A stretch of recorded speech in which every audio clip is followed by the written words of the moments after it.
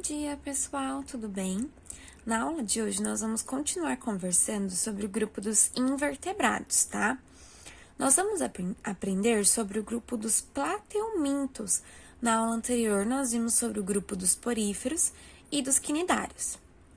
Os plateumintos, eles são considerados os vermes de corpo achatado e apresentam diversos formatos e tamanhos diferentes, podendo ser de 1 centímetro até 10 centímetros, 1 metro, 1,5 metro de comprimento, ok? Então, eles apresentam esses diferentes tamanhos e diferentes formas.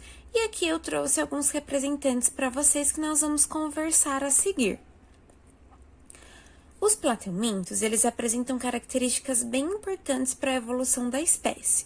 A primeira delas é apresentar a simetria bilateral, e isso caracteriza um processo de cefalização desses animais. Então, percebam aqui nessa imagem que ele apresenta uma simetria bilateral. O que isso significa? Que se você cortar um plateuminto ao meio, os dois lados vão ser iguais, ok?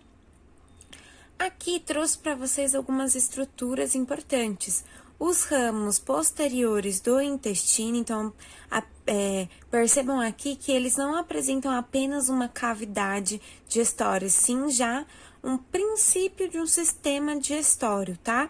Ramos posteriores do intestino, ramo anterior do intestino, uma faringe e uma boca, ok? Os olhos são chamados de ocelos e apresenta a aurícula, que é um princípio ali de um sistema auditivo, ok? A região posterior de um plateuminto é a região que apresenta a maior parte de células nervosas, ok? E grande parte desses animais são considerados hermafroditas. O que significa isso?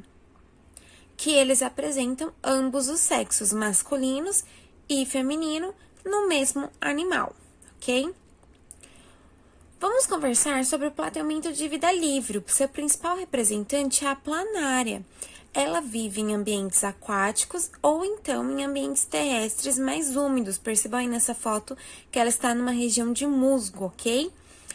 Esses animais, eles se alimentam de pequenos animais ou então também de animais pequenos mortos que estão naquela região, tá? Então, eles também são considerados decompostoras porque eles se alimentam de animais que já morreram. A forma de reprodução da planária, ela pode acontecer tanto de forma assexuada quanto de forma sexuada. Na forma assexuada, a planária se reproduz por meio de uma regeneração, tá? Por meio de um brotamento. Como a gente já conversou aí a respeito disso, para os outros animais, também acontece aqui com a planária. Se eu tenho um rompimento da planária, uma planária dá origem a duas planárias iguais, sem a mistura de material genético. Já na reprodução sexuada, eu tenho ali todas as estruturas dentro da planária. Como eu falei para vocês, elas são consideradas hermafroditas. Então, elas apresentam ali o sistema reprodutor tanto feminino, no caso da vagina, quanto masculino, que seria o caso do pênis, ok?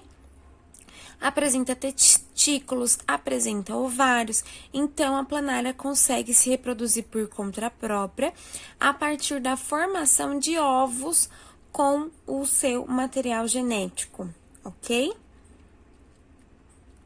Nós temos aqui representantes que são parasitas, que vão causar doença, principalmente em nós seres humanos.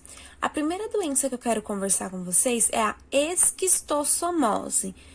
Não se assustem com os nomes estranhos, tá? Depois de um tempo vocês vão acostumar e vão gravar aí esses nomes. Então, a primeira doença causada por um plateuminto parasita é a esquistossomose, que é causada pelo plateuminto Schistossoma mansoni.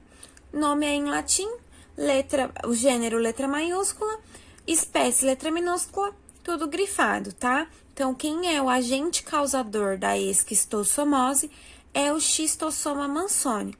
Essa doença ela é popularmente conhecida como barriga d'água, porque um de seus principais sintomas é o inchaço na região do fígado e do baço, que provoca ali um inchaço na região abdominal, como eu coloquei aqui a foto desse menininho para vocês, tá? Isso é bem característico dessa verminose. O que é uma verminose? Uma doença causada por um verme, e esse verme é o Schistosoma mansoni, tá?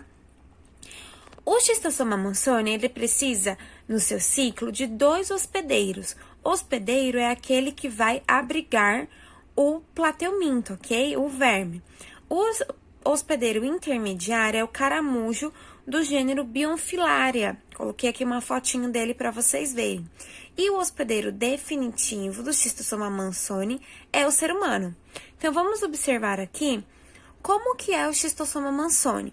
Como eu falei para vocês, são vermes plateumintos hermafroditas, então eu tenho ali o macho e a fêmea, eles ficam acoplados um dentro do outro.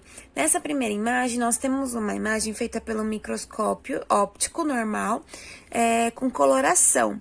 E na segunda imagem, nós temos uma microscopia eletrônica, por isso que eu consigo ali perceber as estruturas de uma forma mais 3D, vamos assim dizer, desse plateuminto, ok? Então, a fêmea, ela fica ali por dentro da estrutura do macho. Eles ficam assim enroladinhos.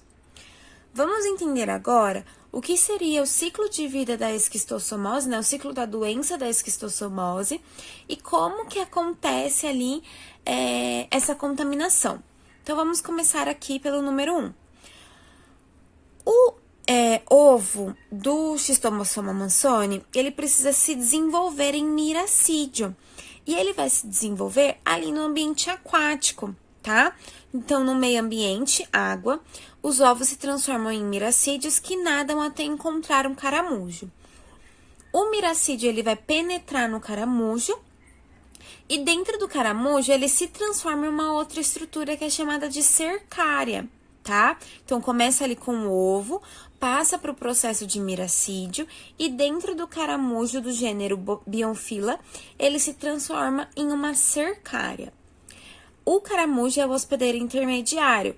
Por que que precisa do caramujo para completar o ciclo de vida do Schistosoma mansoni? Principalmente para transformar ali de miracídio em cercária. Ele só consegue fazer essa transformação dentro do caramujo, ok? Depois disso, a cercária, ela vai sair do caramujo, vai ficar ali na região da água. Então, ela vai penetrar na pele de um ser humano que estiver exposto. Então, uma das formas de profilaxia dessa doença, de prevenção dessa doença, é não nadar em regiões de lagos desconhecidos, principalmente quando a gente sabe que tem ali uma espécie de caramujo, ok?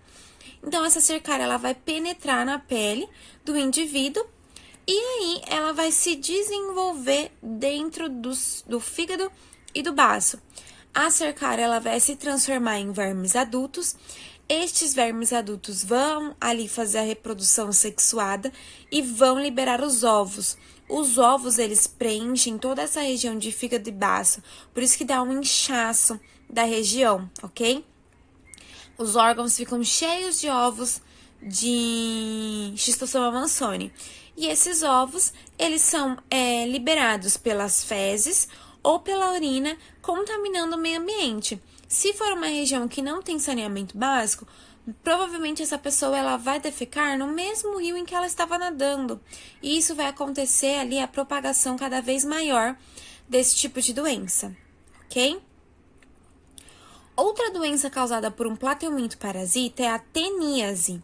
A teníase, ela é causada pelo plateuminto Taenia sp, tá? Ela é popularmente conhecida como solitária, porque apresenta apenas um único verme ali naquela região. E os seus sintomas são diarreia, náuseas, vômitos, cólicas, porque a Taenia, ela fica instalada ali na região do intestino e ela se alimenta dos nossos alimentos, tá? Então, ela pega ali toda a nossa mucosa, degrada a nossa mucosa para conseguir aproveitar os nossos restos alimentares, tá bom? Coloquei aqui uma fotinho da tênia para vocês. A tênia, ela é o plateuminto que pode ter maior tamanho, tá? Ela apresenta ali as proglotes, que são estruturas finais da tênia, um estróbilo, que é a estrutura intermediária, o colo, que é a estrutura mais próxima à cabeça. E a tênia, ela pode ser de duas formas diferentes, tá? Duas espécies diferentes. Ela tem a tênia solium, que é essa tênia ali que vai apresentar uma ventosa na cabeça dela, parece um capuzinho. E a tênia solium, ela utiliza o porco como hospedeiro intermediário, tá? E também existe a tênia saginata, que é aquela tênia que vai ter como hospedeiro intermediário o boi ou a vaca. Uma dica aí para vocês lembrarem que eu aprendi e nunca esqueço. Uma musiquinha, na verdade. É assim, tênia solium, tênia saginata. A solium é do porco, a saginata é da vaca, tá? Então, vou repetir, tênia solium, tênia saginata. A solium é do porco, a saginata é da vaca. Tudo bem? Para vocês lembrarem aí qual é a espécie de tênia que tem o seu hospedeiro intermediário, se é o porco ou se é a vaca e o boi, né, no caso. E o hospedeiro definitivo é o ser humano, ok? Vamos ver aqui a estrutura da tênia. Então, como eu falei para vocês, a tênia solium e a tênia saginata apresentam diferenças. Elas apresentam ventosas. A tênia solium apresenta ventosas em toda a estrutura da cabeça e apresenta um gancho na parte superior, que eu falei para vocês que parece um capuzinho. Já a tênia saginata, ela apresenta as duas ventosas na parte frontal da tênia e todas elas vão apresentar ali o colo, o estróbilo e as proglotes. As proglotes, elas são estruturas que se desprendem da tênia e elas carregam os ovos. Essa foto aqui que eu coloquei na direita é uma foto de uma expulsão da tênia. Então, isso é uma foto real de um verme a partir da liberação aí via anal dessa tênia, ok? Lá nas proglotes é onde vai acontecer a formação dos ovos, onde eu tenho ali o sistema sexual masculino e feminino, fazendo ali a sua reprodução sexuada e gerando esses ovos. Vamos ver então como que acontece o ciclo da doença da teníase. Vamos começar pelo número 1. Os ovos, eles são eliminados pelas fezes e se depositam no meio ambiente. Nesse meio ambiente, o gado, né, e os porcos, eles se infectam ingerindo esses ovos. Os ovos, eles vão se desenvolver em cisticerco dentro do músculo do boi ou do porco, ok? E aí, o ser humano, ele vai se infectar pela ingestão deste cisticerco através da alimentação de carne mal passada. Então, se você se alimenta de uma carne ali mal passada que esteja contaminada pela tênia, você vai ser presenteado ali com a tênia, sendo a solium ou a saginata, dependendo de onde estava este cisticerco. E aí, este cisticerco, ele se desenvolve em verme adulto lá dentro do intestino. Uma doença que é decorrente ali da teníase é a cisticercose. A cisticercose, ela acontece quando o ser humano ingere diretamente o ovo da tênia, tá? Quando não tem um hospedeiro intermediário, quando eu vou ingerir ali diretamente aquele ovo sem ele ter passado pela fase de cisticerco. Esses ovos da tênia, eles se alojam principalmente no cérebro e nos músculos. Então, percebam aí a diferença entre essa variação. Na teníase, o verme adulto ele vai se instalar no intestino e vai se desenvolver, provocando diarreia, náuseas e cólicas. Já quando eu ingiro, o ovo da tênia, ele vai se alojar no cérebro e no músculo. Trouxe aqui para vocês uma tomografia cerebral, tá? De um paciente com cisticercose. Percebam aí que parecem que tem vários caroços, são ovos da tênia, tá? Então, essa pessoa se contaminou e estes ovos se desenvolveram aí no cérebro. Essa imagem é uma imagem real de um tumor, né, provocado pela cisticercose, onde cada uma dessas bolinhas mais esbranquiçadas representa um ovo de tênia. E aqui também é uma dissecação, né, de um cadáver, onde eu tenho ali a estrutura do cérebro com esses buracos mesmo que provoca na região do osso de uma pessoa que infelizmente faleceu por conta da cisticercose, ok?